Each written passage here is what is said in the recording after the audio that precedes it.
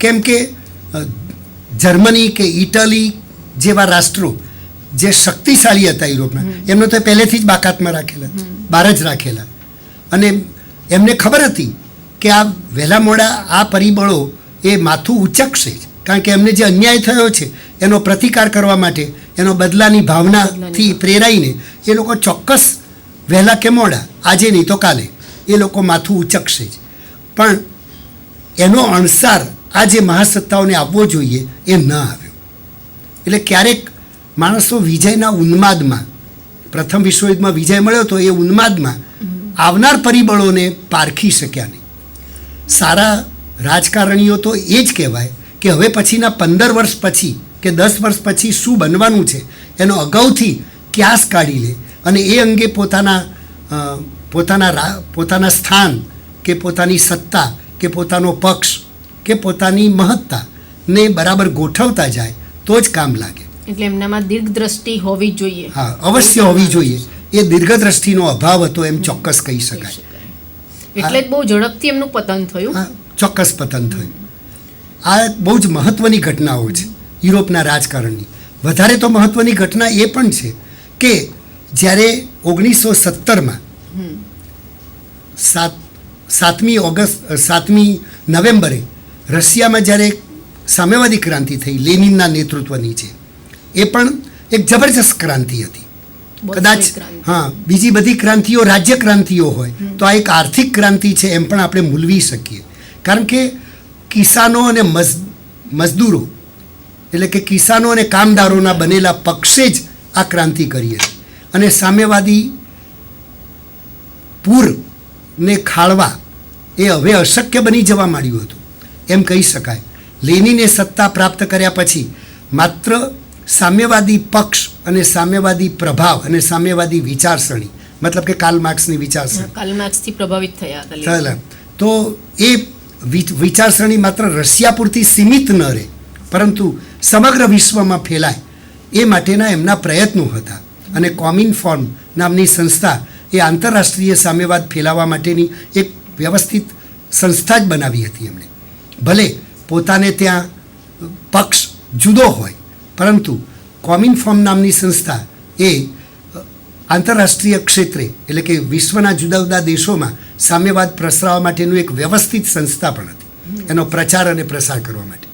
અને વાત સાચી છે કે ભૂખથી પીડાતા લોકો હોય, બેકારીના ખપ્પરમાં હોમાયેલા લોકો હોય, જ્યાં ખાવાના પણ ફાંફા હોય, બ્રેડના એક એક ટુકડા માટે જ્યારે લોકો ટળવળતા હોય ત્યારે લોકો શાના તરફ જાય? જે લોકો આર્થિક આશ્વાસન તમને આપી શકે, તમારી નોકરીનું વચન આપી શકે, કંઈ કામનું વચન આપી શકે, કામના બદલામાં વળતરનું વચન આપી શકે, તો ખાતરી આપી શકે, એવા પક્ષ તરફ, એવી વિચારસરણી તરફ કે એવી વિચારધારા તરફ લોકો પ્રેરાય, એમાં જોડાય, એમાં કશું જ નવું નથી. આ એક સનાતન સત્ય છે. કારણ કે લોકોને પેટની ભૂખ પેલી છે. રાજકારણ, વિચારો, રાજકીય વિચારસરણી, વિચારધારા, પક્ષ એ બધું પછી આવે છે. પહેલાં એમને રોટી કપડા ઓર મકાનના જેવી વાત છે. લેનિને સૂત્ર આપ્યું હતું ને, જમીન, રોટી અને શાંતિ. મને લાગે છે એ સૂત્રથી રશિયાના લોકો બહુ પ્રભાવિત થયા હશે. હા, તો એને કારણે જ એને પ્લેટફોર્મ પર આવવાની પૂરી તક પણ મળી. તો આ રોટી, કપડા, રોટી, મકાન અને શાંતિ એ જે સૂત્ર છે એ સૂત્રએ બહુ અસરકારક ભાગ ભજવેલો. અને તત્કાલીન જ્યારે આ ઝાર રાજાઓનું શાસન આટલું બધું સરમુખત્યાર હોય, જેમ કે ઝાર અલેક્ઝાન્ડર પહેલો એમ કે આઈ એમ ધ સ્ટેટ, હું જ રાજ્ય છું. વળી એના પછી આવનારો ઝાર અલેક્ઝાન્ડર બીજો એમ કહેતો હોય કે મને તો ભગવાને જ અહીંયા શાસન કરવા મોકલ્યો છે પ્રભુએ, એટલે મારામાં તો બધા ડિવાઇન રાઇટ્સ છે. આવા જ્યારે બધા રાજાઓ, રાજ્યકર્તાઓ હતા ત્યારે એમાંથી આખી પ્રજાને આર્થિક પરિબળો તરફ ઝુકાવવી અને એ તરફ લઈ જવી એ બહુ અઘરું હતું. અને રાજાઓએ દૈવી અંશના ધારક હોવા છતાં એમની સામે પડવું, એમની સામે વિરોધનો વંટોળ ઊભો કરવો, એમની સામે બંડ પોકારવું, એની સામે ક્રાંતિ કરવી એ લોઢાણા ચણા ચાવવા જેવી વાત હતી. અને છતાં લેનિને એ કાર્ય સિદ્ધ કરી બતાવ્યું. અને એ સામ્યવાદી ક્રાંતિ એટલી ઝડપથી અને આંખના પલકારામાં સફળ બની ગઈ કે લોકો જોતા રહી ગયા. અને ત્યારબાદ જ્યારે લેનિને જે બધા એક પછી એક પગલાં ભર્યા એની નવી આર્થિક નીતિના સંદર્ભમાં, ન્યૂ ઇકોનોમિક પોલિસીના સંદર્ભમાં, એને કારણે રશિયામાં ઝડપી પ્રગતિ થઈ. હા, એમાંય કેટલાક જમીનદારો, મૂડીપતિઓ અને કેટલાક ખૂબ જ પૈસાદાર લોકો એ એમાં હોમાયા, એ વાત સાચી નથી એવું નથી. એમાંય ઘણા બધી બ્લેક સાઈડ પણ છે સામ્યવાદી પક્ષના આ બધા કાર્યરીતિમાં અને નીતિ રીતિઓમાં. પણ એના ઊંડાણમાં જઈએ તો એક બાજુ આપણને જોવા મળે, સિક્કાની બીજી બાજુએ જે ઝડપી એમને આર્થિક પગલાં ભર્યા અને એને કારણે એમ ખેડૂતોની જે ઉન્નતિ થઈ, કામદારોની જે ઉન્નતિ થઈ, મજૂર મંડળોને કામ જેટલું કરે એના બદલામાં વેતન મળતું થયું અને એને કારણે એમની સ્થિતિ સુધરી, એનો પ્રભાવ વિશ્વ ઉપર ઝડપથી પડ્યો. અને આ સમાજવાદી વિચારસરણી એટલે કે સામ્યવાદી વિચારસરણી એ ઝડપથી પ્રસરવા લાગી. ખુદ જર્મનીમાં હિટલરને પણ આનો ભય હતો, ઇટલીમાં મુસોલિનીને પણ આનો ભય હતો. એટલે સમાજવાદી વિચારસરણીનો વધારે પ્રભાવ ન પડે એ માટે એમને પોતે પણ તકેદારીના પગલાં લીધા જ હતા. એટલે સમગ્ર યુરોપમાં આ સમાજવાદી વિચારસરણીનો પ્રભાવ એટલો બધો પ્રસરી રહ્યો હતો કે યુરોપના લગભગ 9થી 10 રાષ્ટ્રો એના પ્રભાવમાં સીધી રીતે આવી ગયેલા છે. એશિયા આફ્રિકાના પણ ઘણા દેશો, ચીન સહિત કેટલાય દેશોમાં સામ્યવાદી પક્ષને સ્થાન મળ્યું, એની સરકારો રચાઈ અને એ લોકોએ પણ એ જ વિચારસરણી ઉપર આગળ વધ્યા છે. સર, મુસોલિનીના પતન માટે પણ હિટલરની જેમ જ કોઈ સંજોગો જવાબદાર હતા? હા, વાત સાચી છે કે જ્યારે બીજા વિશ્વયુદ્ધમાં એક પછી એક એમને નિષ્ફળતાઓ મળતી ગઈ અને પીળા પાંદડાની જેમ જીતાયેલા પ્રદેશો મિત્ર રાષ્ટ્રોના હાથમાં જતા ગયા, બરાબર. અને બીજા વિશ્વયુદ્ધ દરમિયાન અમેરિકા તો બહુ મોડું જોડાયું પર્લ હાર્બરના બનાવ પછી, કે જાપાને પર્લ હાર્બર પર હુમલો કર્યો અને કેટલાક સૈનિકો, લગભગ 2000થી વધુ સૈનિકો માર્યા ગયા. મોટી મોટી 2-3 ક્રુઝરો, પછી સ્ટીમરો એ દરિયામાં એમને ડૂબાડી દીધી. એથી અમેરિકા છંછેડાયું અને અમેરિકાએ યુદ્ધમાં સામેલ થયું. એટલે એ વખતે ફ્રેશ હતું, એકદમ તાજું હતું, થાકેલું હતું નહીં અને એની પાસે લશ્કરી પુરવઠો, શસ્ત્રો જંગી પ્રમાણમાં હતા.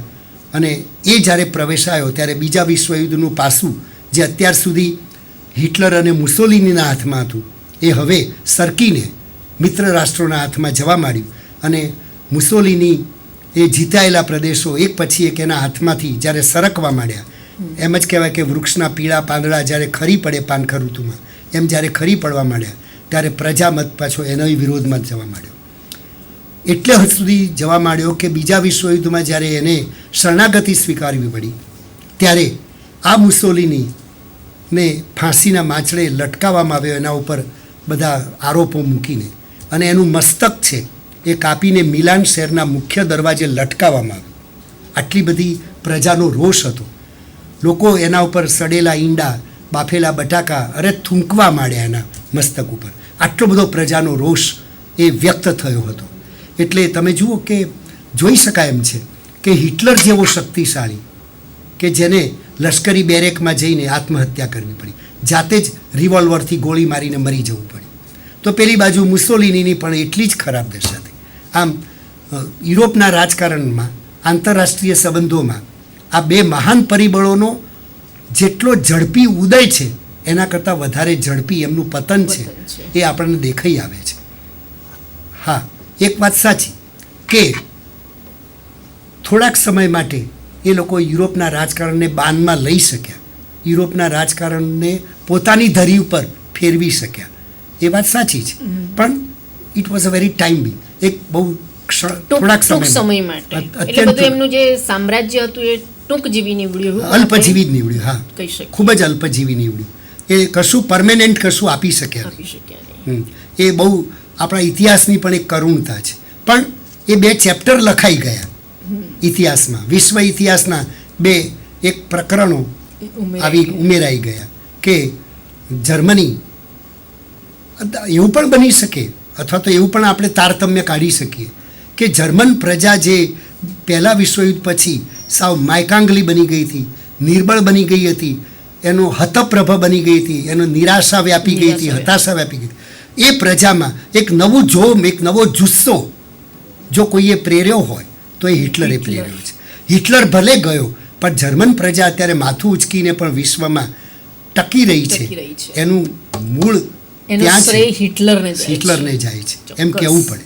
અને જર્મન પ્રજા માટે તો એ તારણહાર બની ગયો. નહીતર જર્મની જે પહેલા વિશ્વયુદ્ધમાં સાવ ખલાસ થઈ ગયું હતું, એ બીજા વિશ્વયુદ્ધમાં આટલું ઊભું થઈ શક્યું, આટલું ડારી શક્યું આખા દુનિયાના રાષ્ટ્રોને, એ બની જ શક્યું ન હોય. એટલે જર્મન પ્રજામાં એક સ્પિરિટ, એક નવું જોમ, નવો જુસ્સો, નવી તાકાત પ્રેરવાનું કામ એણે કર્યું. હિટલરે જ કર્યું. હા, એટલે આપણે હિટલરને આમ કંઈ બહુ ગ્લોરીફાઈ કરતા નથી. એની બ્લેક બાજુ જો જોઈએ ને તો આપણને એમ લાગે કે હિટલર જેવો કોઈ તદ્દન ખરાબ માણસ કોઈ નથી આ ઇતિહાસમાં, એવું પણ લાગે આપણને થોડોક રોષ પણ એના તરફ થાય. કારણ કે યહૂદીઓ કંઈ એવું બગાડ્યું નહોતું. હા, પ્રથમ વિશ્વયુદ્ધમાંથી ખસી જવા માટે રાજા ઉપર, તે સમયના રાજા ઉપર એમણે દબાણ કર્યું હતું, કારણ કે એમના વેપાર ધંધાને ખૂબ નુકસાન થતું હતું. એમના ઉદ્યોગો પડી ભાગવા માંડ્યા હતા અને થોડોક સમય બિલકુલ બધું બંધ થઈ ગયું હતું. એટલે એ યહૂદી વેપારીઓએ, ઉદ્યોગપતિઓએ કે પછી વર્તમાનપત્રોના માલિકોએ દબાણ કર્યું હતું. પણ એનો અર્થ એવો ન હોઈ શકે. એ તો કોઈ પણ પ્રજામાં કોઈ વિરોધી પરિબળ તો હોઈ શકે, અને કોઈ પણ વિચારસરણીની સામે કોઈ એક બીજું જૂથ એનો વિરોધ પણ કરે. હા, પણ એનો અર્થ એટલો બધો ન હોઈ શકે કે આખી પ્રજાને દુનિયા ઉપરથી ખલાસ કરી દેવા માટે કોઈ એક વ્યક્તિ જ નિર્ણય લઈ લે. અને એ નિર્ણય કેટલો બધો ઘાતક નીવડે એ પણ આપણે પોતે પણ સમજી શકીએ એમ છીએ. એટલે માનવતાનું એ રક્ષણ, આમ તો માનવતા વિરુદ્ધની વાત છે ને. હા, તદ્દન માનવતા વિરુદ્ધની વાત હતી. એટલે 60 લાખ યહૂદીઓને આવી રીતે જુદા જુદા ગેસ ચેમ્બરમાં પૂરીને મારી નાખવા, રીબાઈને મારી નાખવા, એના જેટલું અમાનવીય, ક્રૂર, જંગલી કૃત્ય બીજું કોઈ હોઈ શકે પણ એને કહી શકાય. હા, કોઈ કહી શકાય.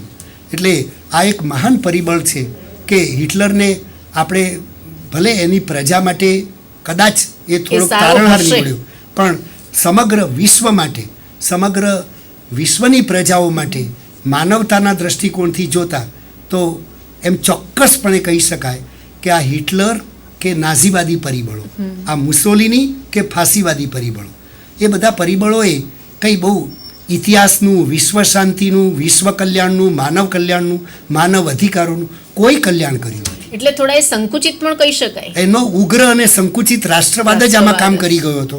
અને એ પરિબળને કારણે જ એ લોકો પોતે પણ આ ઇતિહાસની કચરા ટોપલીમાં પધરાઈ ગયા એમ કહી શકાય. સાહેબ, છેલ્લો પ્રશ્ન. યુરોપના અંતરંગ રાજકારણના પ્રવાહો બહુ ડહોળાઈ ગયા હતા બે વિશ્વયુદ્ધ વચ્ચેના સમયમાં. બરાબર છે. પરસ્પર વેર અને વૈમનસ્ય પણ વધ્યા હતા. યુરોપના જ રાષ્ટ્રો એકબીજા ઉપર વિશ્વાસ નહોતા મૂકતા. પ્રથમ વિશ્વયુદ્ધના જે ખરાબ પરિણામો આવ્યા, દુષ્કર જે પરિણામો આવ્યા, એની વાત હજુ તો લોકો માંડ ઊભા થયા હતા અને ભૂલી શક્યા નહોતા. આટલી બધી આર્થિક રીતે નુકસાન થયું હતું, ભૂખમરો, ગરીબી, એટલે સામાન્ય માણસ માટે તો જીવવું બહુ દુષ્કર બની ગયું હતું. અને છતાં એવું શું બન્યું કે 20 વર્ષના ટૂંકા ગાળામાં જ સમગ્ર વિશ્વને બીજા વિશ્વયુદ્ધનો ભયંકર, મને લાગે છે કે પ્રથમ વિશ્વયુદ્ધમાં તો 28 કે 30 રાષ્ટ્રોએ જ ભાગ લીધો હતો, પણ બીજા વિશ્વયુદ્ધમાં તો 47 કે 50ની આસપાસ રાષ્ટ્રો હતા. એટલે પ્રથમ વિશ્વયુદ્ધ કરતાં જે બીજું વિશ્વયુદ્ધ છે એ વધુ ભયાનક હતું અને ભયંકર પણ હતું. તો એ ભયંકર યુદ્ધ જે થયું, તો એને માટે તમે હિટલરને અને મુસોલિનીને જવાબદાર ગણો છો ખરા? હિટલર અને મુસોલિની અને એમના પક્ષોને ચોક્કસ જવાબદાર ગણી શકાય. કારણ કે એમની અત્યંત મહત્વાકાંક્ષા અને આખા રાજકારણને બાનમાં લેવાની એમની જે પ્રવૃત્તિને ચોક્કસ જવાબદાર ગણી શકાય. એવું પણ કહી શકાય કે આ બે પરિબળોને જો બાદ કરીએ તો કદાચ બીજું વિશ્વયુદ્ધ ન પણ થયું હોય. પણ આંતર પ્રવાહો જો ને તો ઉપર તો ચાલતા નથી, એક વાત છે. બીજું એ કે કોઈ પણ એક પરિબળ ઊભું થાય છે તો એની પાછળ પણ એક ભૂમિકા કામ કરતી હોય છે. પ્રથમ વિશ્વયુદ્ધમાં જો પ્રથમ વિશ્વયુદ્ધના અંતે જો ઇટાલીને ન્યાયી અને એમને જે જોઈતા હતા થોડાક પ્રદેશો પણ જો મિત્ર રાષ્ટ્રોએ આપવાની કૃપા કરી હોત તો મુસોલિની જેવું પરિબળ કે ફાસિસ્ટ પક્ષ જેવું પરિબળ જન્મ્યું પણ ન હોત. કે જે ફાસિસ્ટ પક્ષ લોકશાહીને ગોકળગાયની ગતિએ ચાલનારી રાજ્ય વ્યવસ્થા છે, એમાં તો વિલંબ જ અવકાશ છે, એમાં કોઈ નિર્ણય લઈ શકાય જ નહીં, એમાં તો આખી આગ મકાનને ભરડો લે અને પછી કૂવો ખોદવા બેસવું એવી એક રાજ્ય વ્યવસ્થા છે. આવી બધી જે મુસોલિનીની વાતો છે, એટલે કે લોકશાહીને પ્રજાસત્તાક શાસનને ઉડાવીને મારવાની જે વાતો છે ને, સરમુખત ને વાતો સાચી છે ને કે લોકશાહીનો વિરોધ કરે તો જ એવા સરમુખત્યારોનું અંદર પોતાનું સત્વ ટકે ને, ટકે નહીંતર ક્યાંથી ટકે? એ વાત સાચી છે. લોકશાહી હોય તો પતી ગયું, એમની બાદ બાકી થઈ જાય. એટલે એમને લોકશાહીનો વિરોધ જ કરવા માંડ્યો, પ્રજાસત્તાક શાસનોનો વિરોધ કરવા માંડ્યો. પ્રજાના અધિકારો તો હોવા જ ના જોઈએ, અમે કહીએ તે જ સાચું અને તે જ પ્રમાણે થવું જોઈએ. આવી ગાંડી ઘેલી રાજકીય રીતિઓમાં રાચનારા રાજપુરુષોની સ્થિતિ પણ કેટલી ખરાબ રીતે એમનો અંત આવે છે, એનો ઇતિહાસ સાક્ષી જ બનેલો છે. અને એ રીતે આપણે જો જોઈએ તો વાત સાચી છે કે આ બે પરિબળોને જો બાદ કરીએ તો કદાચ બીજા કાળમાં વિશ્વયુદ્ધનો અને આટલા ભયંકર વિશ્વયુદ્ધનો અનુભવ ફરીથી એક માનવ જાતને કરવો જ ન પડ્યો હોત, વિશ્વને કરવો જ ન પડ્યો હોત. અને વિશ્વમાં તો પછી યુનો સંસ્થાની પણ જરૂર ન પડી હોત, પેલી રાષ્ટ્રસંઘની સંસ્થા જ અત્યારે ચાલતી હોત. આ બાબતો ખૂબ જ રસપ્રદ છે અને ઇતિહાસના વિદ્યાર્થીએ ખરેખર આ અંતરપ્રવાહોને જાણવા જેવા છે. થોડુંક એમાં ઊંડા ઉતરવાની પણ જરૂર છે. આપણી સમયની કેટલીક મર્યાદા છે એટલે આપણે ઘણું અંદર ઊંડા ઉતરી શક્યા નથી, પણ જે કંઈ આપણે પ્રવાહોને સ્પર્શ કરવા પ્રયત્ન કર્યો છે એનાથી તમને એનલાઇટન તમે થયા જ હશો અને વધુ વાંચન કરવાની તમારી ક્ષુધા વૃત્તિને કંઈક પ્રદીપ્ત કરવાનો અમે પ્રયાસ કર્યો છે, એ એવું અમને લાગે છે. હવે અમને લાગે છે કે આ બાબત ઉપર તમે પોતે પણ થોડુંક નવું વાંચશો, નવા પુસ્તકો વાંચશો. એક પુસ્તક યુનિવર્સિટી ગ્રંથ નિર્માણ બોર્ડે બહાર પાડેલું છે, દેવેન્દ્રભાઈ ભટ્ટનું, એ યુરોપનો ઇતિહાસ. એ તમે ખરેખર વાંચજો એવું અમે તમને ભલામણ કરીએ છીએ. અસ્તુ. જય હિન્દ. જય હિન્દ.